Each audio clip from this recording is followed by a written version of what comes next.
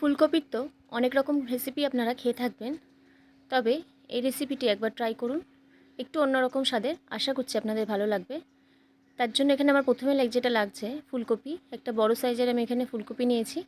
ফুলকপিগুলোকে ছোট করে কেটে নিয়েছি।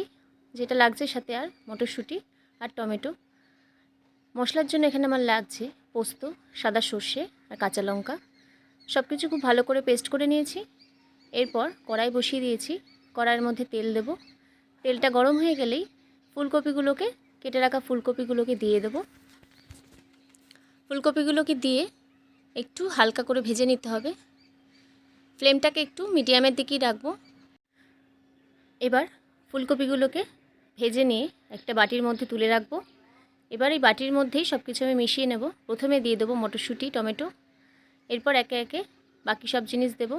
পেস্টটা দিয়ে দেবো পোস্ত আর সর্ষের। একটু বাটি ধোয়া জলও দিয়ে দেবো। তারপরে কিছু মশলা দেব। প্রথমে আমি এখানে ভাজা জিরের গুঁড়ো দিচ্ছি। ভাজা জিরের গুঁড়ো 1 চামচ মতো দেব। এরপরে লঙ্কার গুঁড়ো দেব, স্বাদ মতো নুন দেব, আর সামান্য হলুদও দেব। বেশ খানিকটা ধনেপাতা কুচি দেব। আর যেহেতু ভাপা, তাই বেশি করে একটু সর্ষের তেল দেব। সব কিছু ভালো করে এবার মিশিয়ে নেব। এবার আবারও একবার কড়াইটাকে বসাবো গ্যাসের উপরে। কোনো রকম তেল দিচ্ছি না। যে মিশ্রণটা ফুলকপির মাখিয়ে রেখেছি সেইটাকেই দিয়ে দিচ্ছি। একটু বাটি ধোয়া সামান্য জল, ব্যাস।